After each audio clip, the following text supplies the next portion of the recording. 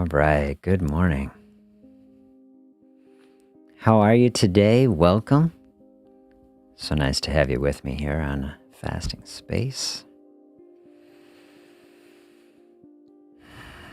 Tuesday, October 28th, 65 days out from the new year. Feel like we're like an aircraft and we're like coming in for a landing, and it's just still a little ways out, but we're putting the landing gear out, maybe, I don't know, getting ready. Landing, also a good thing. I've been talking about like our sailboat, right? That we're kind of drifting toward it. Landing is like gliding into the space. That's how I'm feeling today. Gliding into the new year.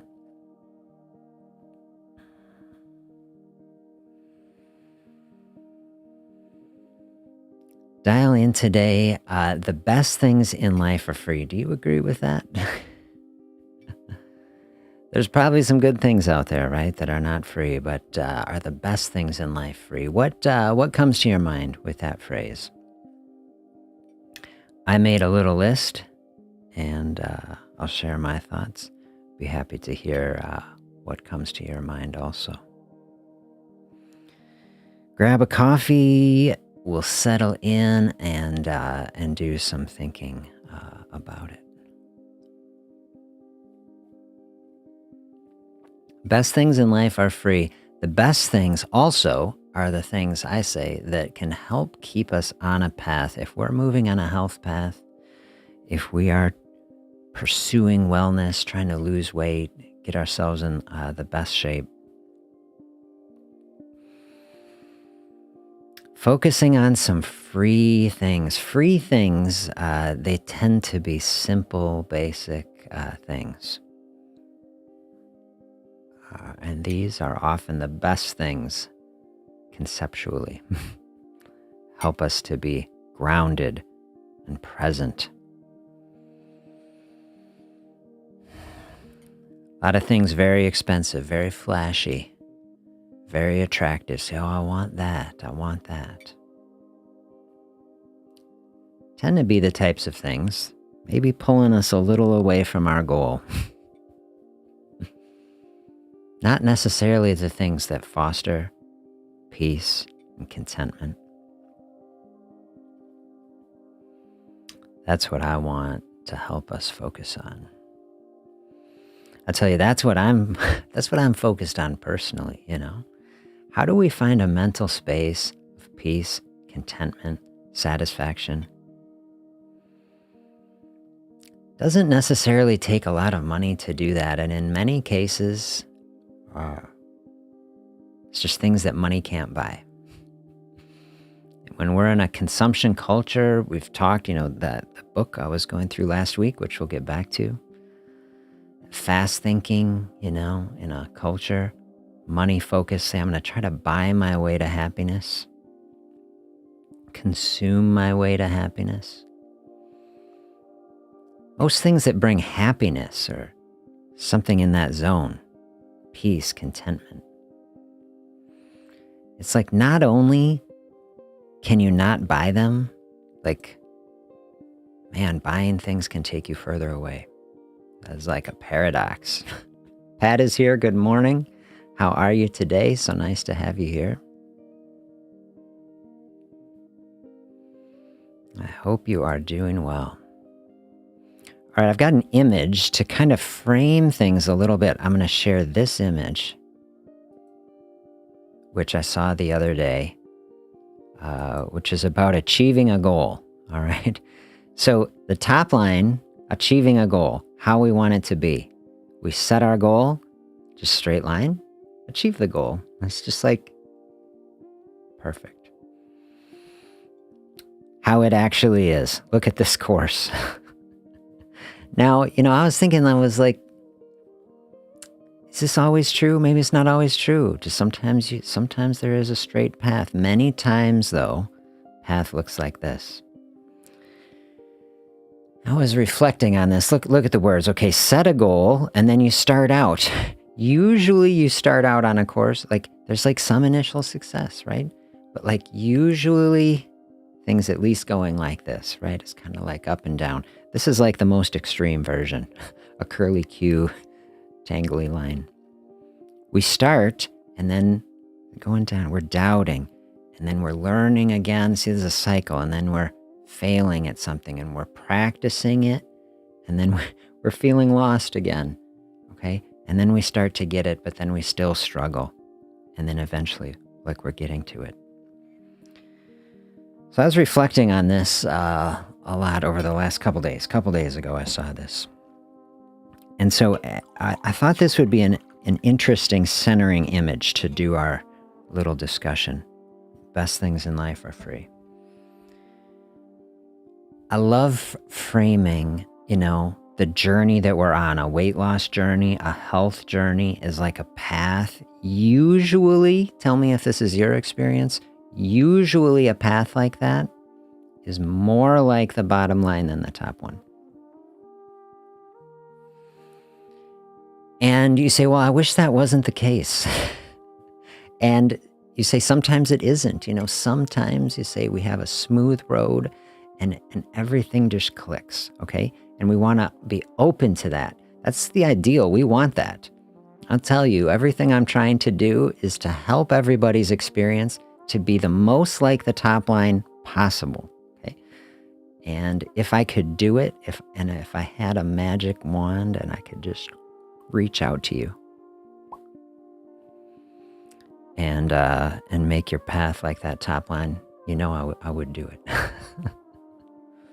We try to do it. This session, right? Fasting space, dial in, is like the best attempt I have to create a space where we can try to straighten out these lines, right? Move toward that. Doesn't cost anything, right? I was thinking a lot about, okay, do you want to tell people? Do you want to show people this bottom line? Is like that. Isn't that like admitting,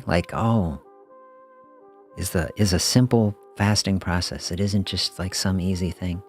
Look, you already know it, right? It's not like I'm letting a secret out. There's no magic that I've found, no magic in the world. There are just things that are real. And things that are real aren't really straight lines. Life is messy, right? Life is difficult. Life is real. And we have to really move through a space and a process. So I'm not trying to sell you anything, right? I'm just trying to be helpful.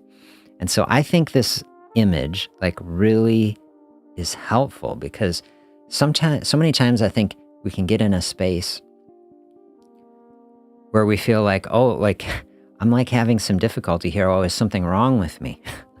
Isn't this supposed to be easy? If we're talking about fasting specifically, I didn't call it easy fasting. It was on my list of words. No, it's simple, but not necessarily easy, right?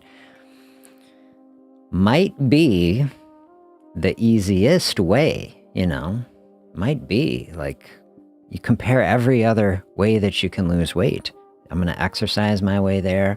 I'm going to dial in on an ultra keto, super process. Maybe you need little bits of these things, the whole focus, try to find the easiest way. Absolutely.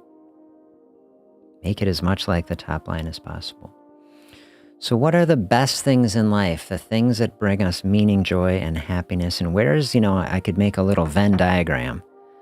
Just the best things in life in general, and then the overlap, the things that are also helping us, move toward our goal, making it through these hills and valleys and loops. The thing I was thinking about with this image, usually this is taking us in a math zone, we're graphing a line, right? And do you remember from math, if you're graphing a function, y equals x, it's not supposed to loop-de-loop like that. That's an invalid function, okay? So this is not a mathematical expression. That's what I was thinking. Invalid function, but yet it's real, right? This is what people actually, you can experience, where it's oh, we're heading forward and all of a sudden we're going backwards. We're over the same ground that we were at, but then we loop around. Okay, that's the learning. And so say, I'm right back where I started. No, we've gone through this loop and this process, and it's all a process. There's a quote I saw the other day, Wendell Berry, when going backwards makes sense, you're actually moving forward. Okay? Sometimes we're moving backwards involuntarily. It's like we're trying to move forward toward it, but this is our path. It just goes on a loop-de-loop, and then we are launching ourselves forward again. Okay, so I really like that image. A lot of good thinking there.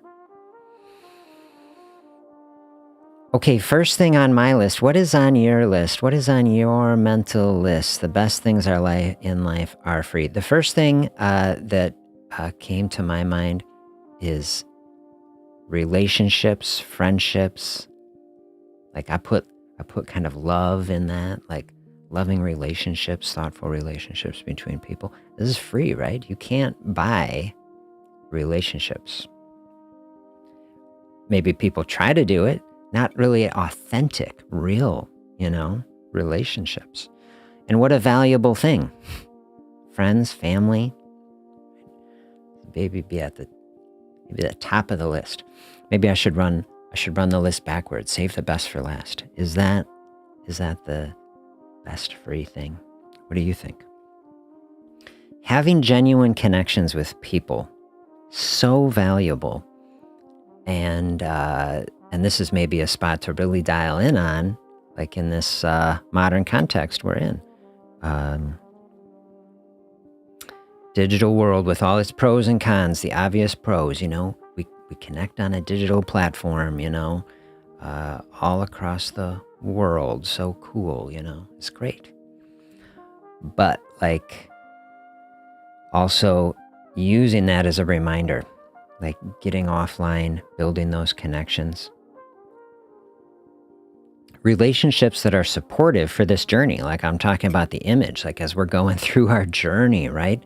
People who can help us keep on track, thoughtful people, reflecting back like a mirror, supporting during the difficult season.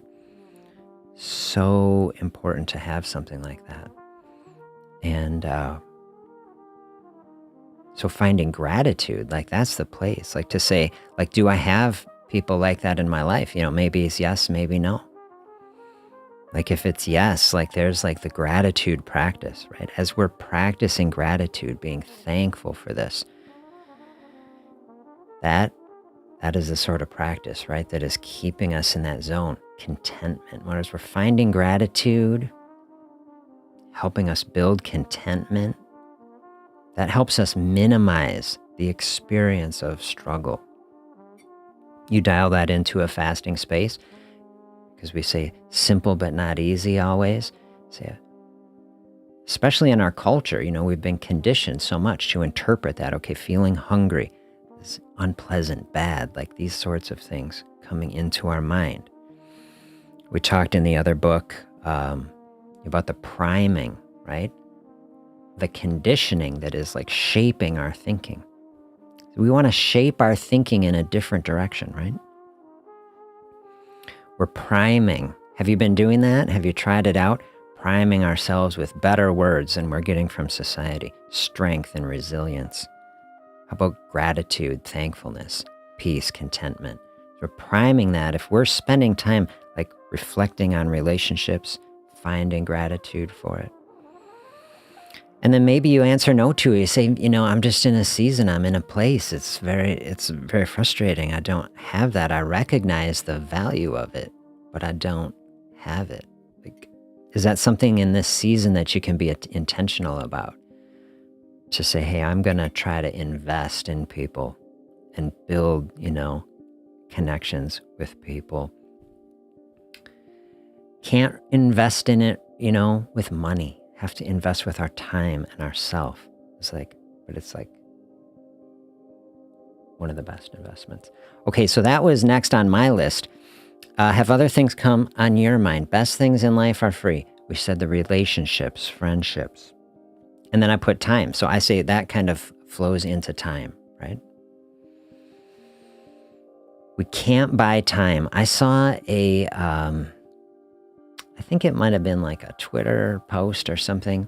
It was like a concept of a time billionaire. And I think it was saying like someone who's 20, I don't remember, I should find it. but it was like, I don't even know the number. Something like, how many minutes or whatever do you have, in your life? And someone who's like 20 has like billions of minutes, or it's something like that. And you think like, if you're a billionaire, you say, well, this person is the most fabulously wealthy and successful people on the planet, but you can't buy any more time. And if you are young and you say, well, we have this resource, time, can't buy it. This is like a time billionaire. Like I think, well, which would I rather pick? Good morning. Nice to have you here. So the best things in life are free. So time, we have a limited budget of time. There's another thing we can have gratitude for wherever we are at, on our earthly journey here. We're trying to build a mental space of peace, contentment. Say, can we dial in with some gratitude on time and some reflection on time and how we're using it and spending it and how that time is shaping, on our little graph here. It's like we're wishing we're on that straight line. Straight line, you say, okay, that is not going to take so much time. Bottom line, maybe closer to the reality we often experience as we're moving toward a goal. Say, I wanted this to be sooner. I wanted this to be sooner. Okay, certain amount of time it takes to lean in to any process. And we can start to look at the experience that we're having and be grateful for it. To say, hey, look, I have the time. I'm sitting here in this space. I have the time. Not everybody has it. Right? Where I have the space, the ability to be walking this path, to be learning from these experiences.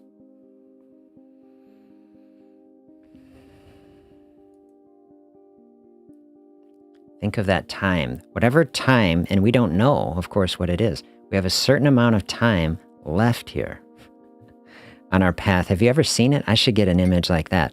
Have you ever seen it where it's like a calendar, but it's showing like all the weeks of a year, but like over like 80 years.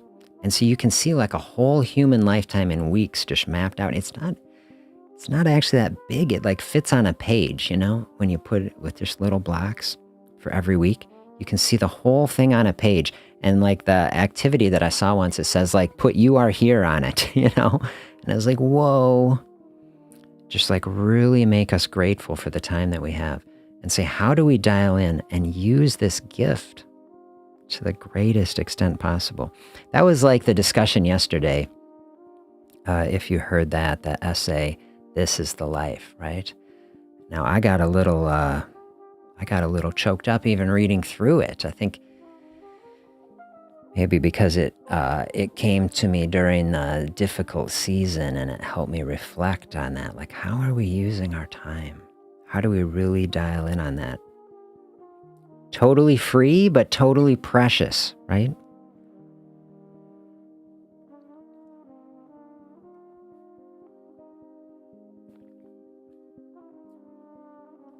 Focus on these things that are really valuable. Relationships, time. Like within that concept, okay, the next thing that came to me then, okay, like what is happening in relationships throughout time? Like that is the best thing. So I said like laughter, joy. It's like happiness comes out of these experiences, right? Happiness can come out of struggle, right? Of seeing over time, learning, growth, that the path that we're walking down it and that we are growing, learning from these experiences that can bring joy, satisfaction, right?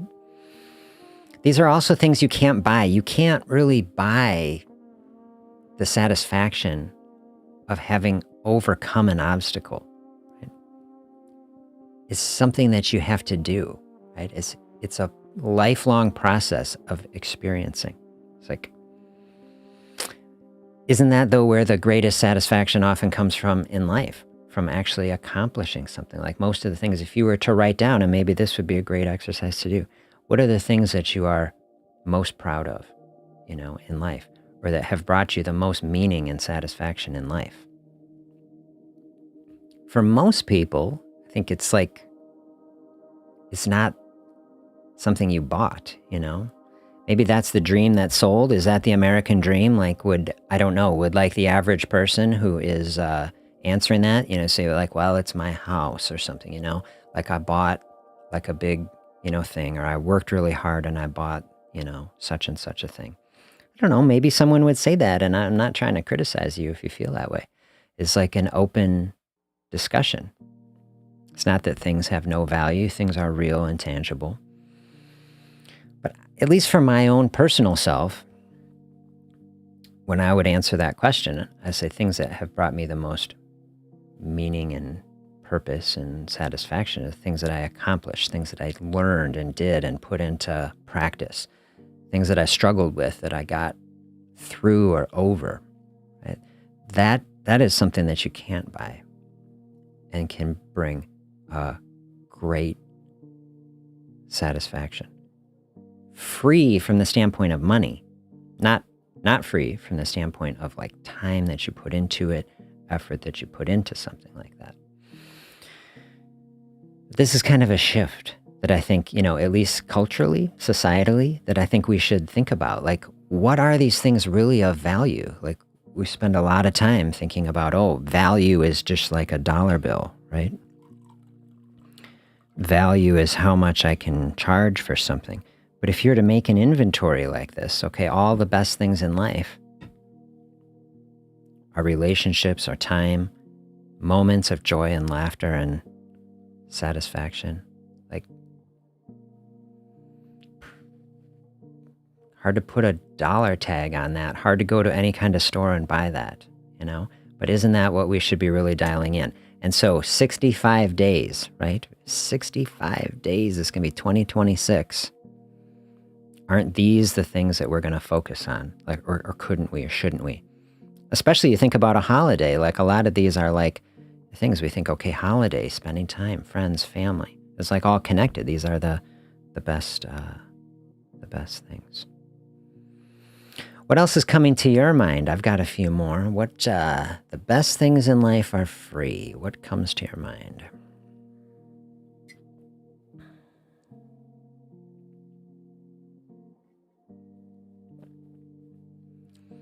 If we're going to dial that in further, the next thing that came to my mind out of that was health, all right? So that's we're coming into this space, right? This is a health space. We're trying to dial in, be as healthy as we can, given our circumstances, the hand that we're dealt, the situation that we're in. It's not like I said earlier, right? There's no magic. We can't just will health into being. But we can be open to health, we can be open to improvement in health, and we can take thoughtful, directed actions to maximize the ability of the body to encounter health, to bring health forth from the body. I think a common thought in our society is that we consume health, that health is something you can buy. And I don't really believe that. There's some gray area with it, right? We have a healthcare system. I think I was looking at some GDP chart. Isn't healthcare the top GDP contributor in the US, right? It's we spend more money as a society on healthcare than pretty much anything else. And we say, well, is this the idea health is something you can buy? This whole thing reinforces it. Now, do we need healthcare? Yeah, healthcare is a good and valuable thing. There are things you can buy, Your appendix is burst. You can buy a surgery and fix it. That, maybe I'm making the counter argument. But health in its pure state, is not something you can buy. You say, can we buy something to try to bring us back to health? Maybe in some circumstances. To actually exist as a human being and to have health is not really something you can buy. And in many circumstances, there isn't anything you can buy to manifest health. At least in large measure, health is a way of being. Health is something that you have to do and to be. That's at least most of the time. That's what I encourage people on this channel. Be open to health. Don't think necessarily of consuming your way to health. Especially in the metabolic sense. Maybe that's the spot where we're dialing in with fasting, right? With healthy eating, with gentle movement, with the fasting. Our metabolic health, very difficult to buy that. Other things, we say, well, we've got an infection, we can buy an antibiotic. We've got some specific problems. Modern era has many good things to offer. We have something's going on, we can buy an MRI. See into the body. Very valuable. To optimize our metabolic health can be done for free, and that's the very best. Even if we said, oh, there's like a special drug that could just fix it, and we got drugs that are getting, in that genre as like helping people with metabolism. Just to recognize the power within the human system, though. That the human body is not dependent on anything else, that health can exist inside of us. And if we go looking for that, you say, hey, where is the health in here? It's like, it's like give the body some space so that it can fire up the autophagy pathways. Autophagy is the cellular recycling and cleansing pathways that exist inside of all the cells of our bodies. Every cell has it. It's activated in a fasting state. Body says, hey, we don't have to worry about all this food processing coming in here right now. Let's focus on the house cleaning, right? Like, let's get the house in order. We'll run off the storage system for a little while. Beautiful. We'll burn up dysfunctional proteins. I got a video on the main channel about that, watching the fire burn, right? We got a metabolism, that fire is burning. Think about the cleansing, purifying, refining fire. We want to let some of that burn in our metabolism. That's like what I'm saying about health.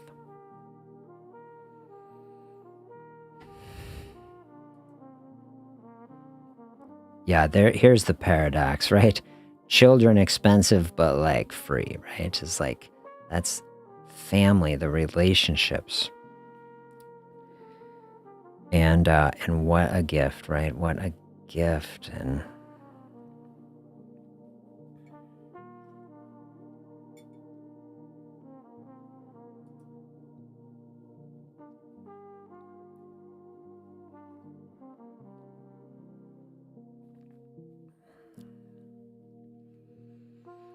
best things in life are free. I'm really liking this exploration. Next on my list, nature, right? So thinking about nature. Nature is free, right? Nature exists. And then that could mean so many different things. Like when I say nature, what do you think of? I think of like a beautiful sunset, right? Like maybe over the mountains, across the lake, or behind the hill, like just any beautiful sunset, you say, or a sunrise, or just fresh air, taking a walk out in the woods.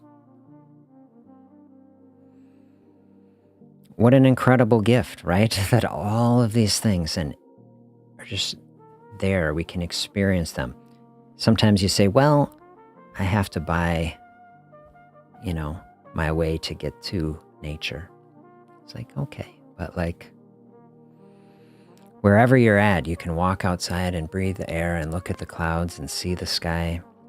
Nature we are a part of nature. Like a lot of times our society, industrial society, I thought it was very interesting. The talk, was it just last week? The deep history of obesity, right? Of the struggle with weight. That we look at CDC data, the modern data collection began around 1960. Most charts that are charting the history of obesity in the modern context start in the 80s. And so like, at least, in the medical system, and as we're talking about this issue, we're looking at the last 40 to 60 years and we're calling that normal, including, so many things like BMI that we set these values.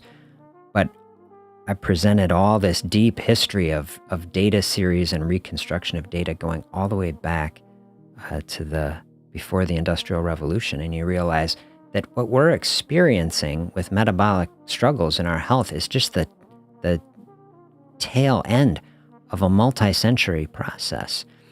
And that process, to me, the inflection point where it started is the Industrial Revolution, at the point where human beings decided that we are separate from nature, that we're above it. And we started creating a version of human culture that is just completely separated and dominating in increasing degrees, right? And it's been a slow move away.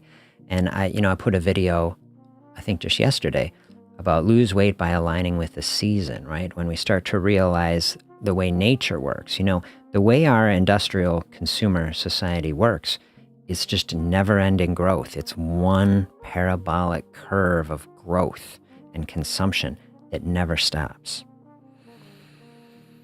Despite every depression, right? Every depression is just a blip on the line of just never-ending growth. Where is the balance, right? You look at nature, you look at how nature works. Nature flows in cycles through the seasons. Nature shows us both how to change, that change is natural to flow through the seasons, and also that we can bring things back into balance, that there's stability. Nature is not on a cycle of never-ending growth, is on a cycle of returning things into balance. These are free observations, free, nature free. It's all here. It's wisdom. It's just showing us, like, oh, we are actually part of this, right?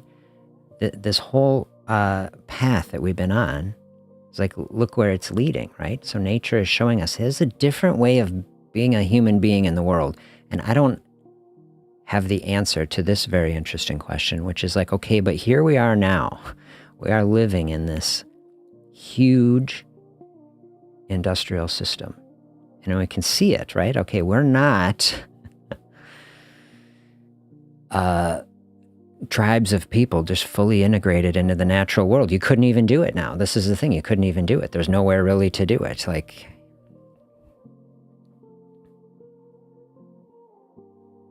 how do we look to that past, understand how this has come to be, and say we're going to do our best, right? We're going to move in a direction of health. Well, the process is very simple and free, right? It is all the best sort of things. Eating the healthiest food that comes from nature in a natural way, not through factories and packages and processing things, like core insight that you can get, from that.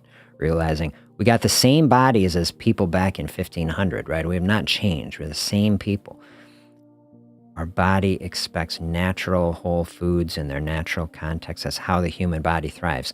And space, right? We see that. Constant consumption, not healthy for the body. Having open space so the body can come back into balance. That's mirroring the natural cycle.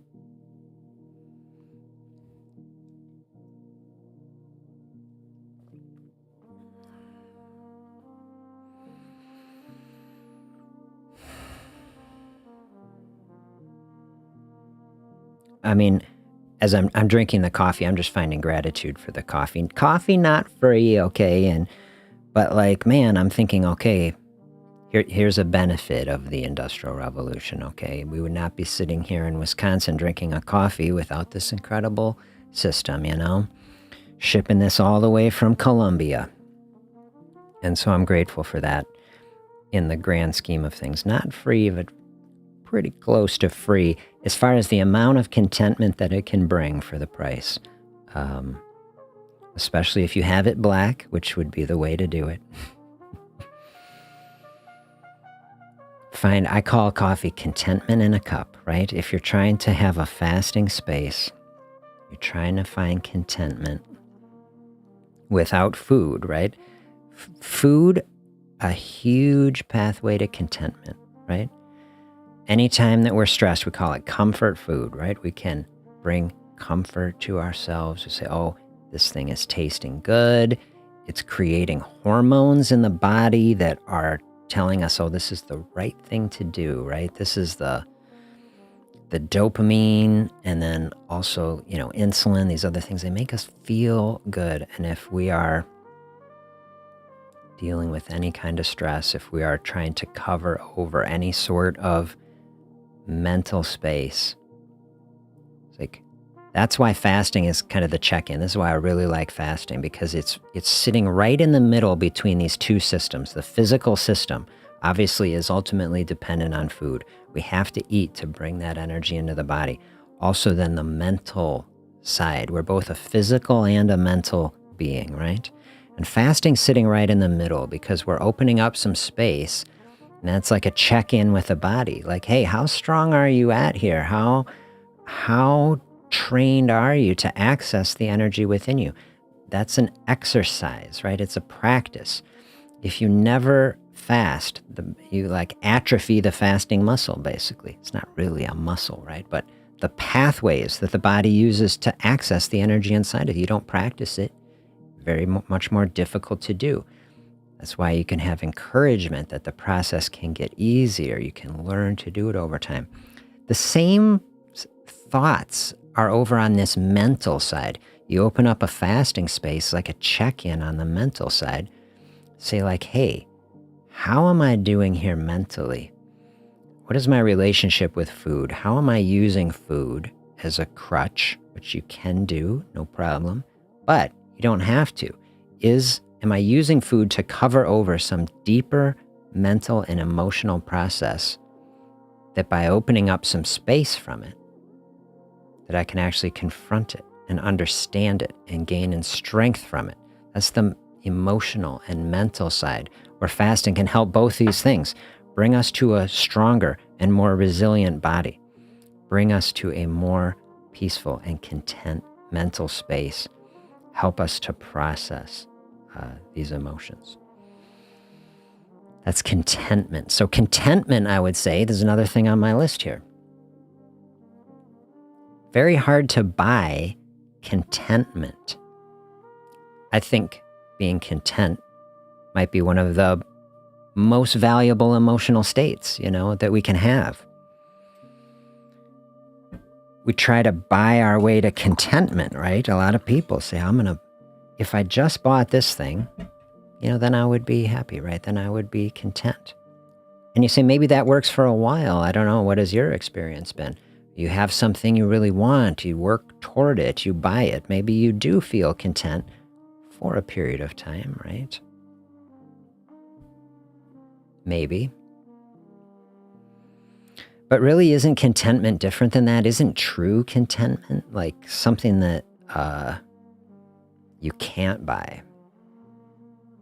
State of mind. There's a lot of people who have a lot of wealth and a lot of possessions who are definitely not content, right? So it's not a guarantee anyway. Definitely also a lot of people who do not have much by our consumer standards who actually do have contentment. Contentment, mainly a state of mind that is outside of any sort of monetary system. It's free, basically. Free in terms of dollars, but you have to invest in contentment. You have to practice being it. Like health, contentment is something that you have to be. Absolutely. from my perspective, yeah, is like we practice contentment, we train it.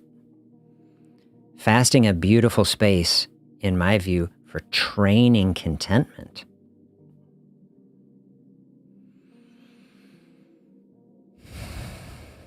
Both physically and mentally. That's the opportunity that we have, 65 days. Can we look at this next season through the holiday, through into the new year?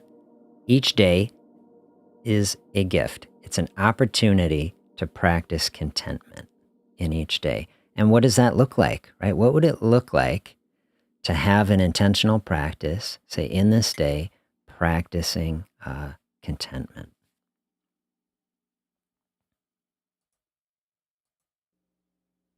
It's not going to cost you anything to do it, right? Totally free to develop a contentment focus. I think that would lead into the last one on my list that I wrote down on my little brainstorming is just fasting, right? And that's like the whole deal of the channel, right? Fasting is free, right? You definitely can't buy fasting. And what a gift it is. How valuable is it? It's been completely overlooked by our culture, basically. But not historically. Many cultures have seen the value in it. You look around the world, pretty much every religious or spiritual tradition, which is like the culmination of so many different cultures throughout human history, across time and geography and all this stuff, have incorporated this into like core parts of their cultural practice. People say, hey, this connects, body, mind, spirit. Valuable space. It's the type of space that can help get us out of our own head, think about things bigger than ourselves. That's very valuable sort of thing if we're trying to stay on a path, right? We're trying to move through a space. It's maybe difficult. Maybe we have struggled with it. Maybe we're in one of these loops, where it's like we're trying to move toward our goal, but it's like, whoa, how do we do it? Very difficult, all right? Fasting, very valuable process. Think of it like shortening up those loops, tightening it up. So bring it into balance. I want to take that line and just fast on that line and be like, shrink it down, like try to turn it into that first line as much as possible.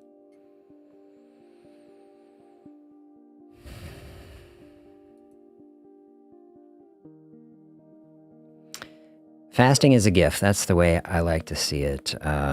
It's not the type of gift that you can give to anybody else. You can't give fasting to anybody. It's not like, the holidays are coming. I'm going to give my friend a fasting. You just can't do it, It's a gift that you can just give to yourself, a gift you can give to your own body. That's the way I like to think about it. A way to practice it. I always tell people it's not something you just do once.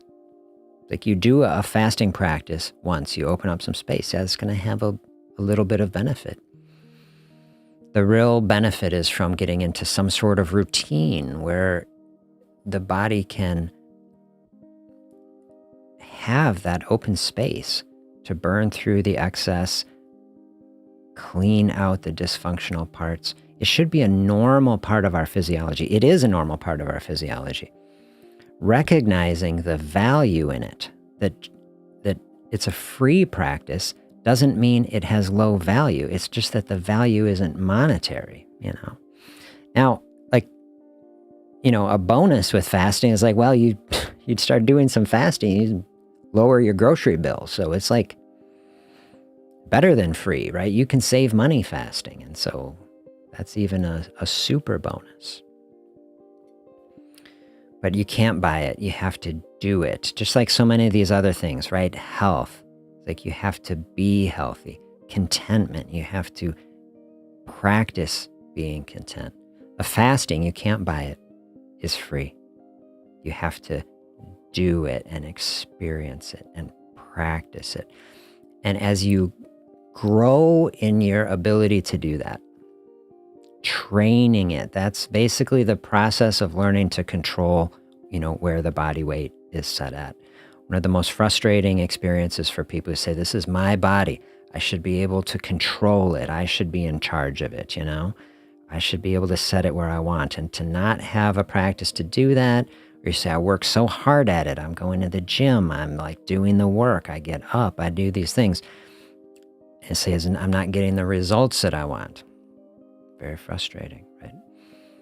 So we got, think of like the cockpit on the airplane, got all the instruments and dials. We got 3 or 4, primary dials for a weight loss process. Most people do not know that fasting is a dial that they can turn. We got a healthy eating dial. We dial in the unprocessed foods. We got a movement dial.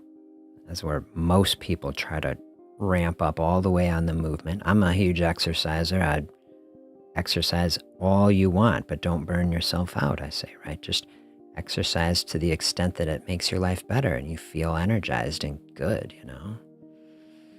We got a whole mental health dial. People don't realize the connection. So many talks I've done on here realize, okay, when we're stressed out and we've got unresolved trauma and all this sort of stuff and these processes that are running is putting us in this inflammatory state, chronic stress, cortisol is creating a hormonal environment that supports weight gain and drives insulin resistance, right?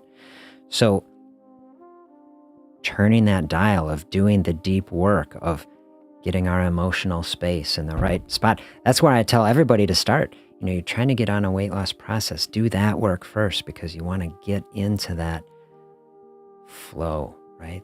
Bring the mental space of peace and contentment. Very hard in the long term to sustainably lose weight if your headspace isn't in a good place, And then the last dial, right? What I call the ultimate weapon in weight loss, right? The fasting. You can dial in just the amount that you want or need, right? One of the reasons that I started, when did I start simple fasting? 2019, I think. Finally got the website launched. It was like because most fasting-based systems, they're so all in on fasting and they, like say you blast it, very hard, okay? I think from my experience working with people, you need a very thoughtful, gentle, long-term approach. And then fasting can become like a bedrock practice that can anchor every other one of these, practices. But you want to give the body space to ease into it and build it up over time. You don't want to burn yourself out on it. You don't want to dive in so hard that it overwhelms anything. You build it up. I've had people now. I started the first people that I started working on fasting with, first patients. That was back 2015 or 16, and that was myself too. For me, a fasting practice personally, I love it. It feels good. I don't, honestly, I don't really struggle that much at all with it now because I've been doing it for 10 years. But when I started out, I could barely do it, okay? I was like, I don't know about this. I spent a year working on it myself before I really talked with many people about it because I was like, I'm not going to invest time into a practice if it's always difficult, if it's always a struggle, if the whole experience, is just never-ending loop-de-loops of struggling. Obviously, that wouldn't excite me very much, I was like, because I'm just interested in things that are sustainable for people, things that can help people in the long term to really thrive, What I came to experience personally, and as I've worked with people who have used fasting principles in the long term who stuck with it, it's like, no, this is something that you can learn to do. And as you approach it thoughtfully and gently, the body expands in its ability to do it. And it gets easier. And the goal with it is that as we practice it, we make it more like that straight line, that we say, oh, it's kind of clear. This is a path that I can walk, not such a struggle. something that can bring balance to everything that we are trying to do. I hope you experience that. I hope that you find a great benefit and that the fasting can come back and flow into all these other free practices, that it can help you find contentment, that it can bring joy and connection, that it can help health to flourish, that it can inspire you to get out in nature, realize your connection with the natural cycles, and that you're really a part of this place, this beautiful world that we have been given the gift to experience here together. Really appreciate having you all here. Thanks for spending this time. Do some thinking over the day and the week. The best things in our life are free. Do you have more things that you are grateful for and that you think fit in that space? Throw them in the comments. I'd love to hear. Have a great day. Be healthy, be well, and I will see you back here tomorrow. Have a good one, everybody.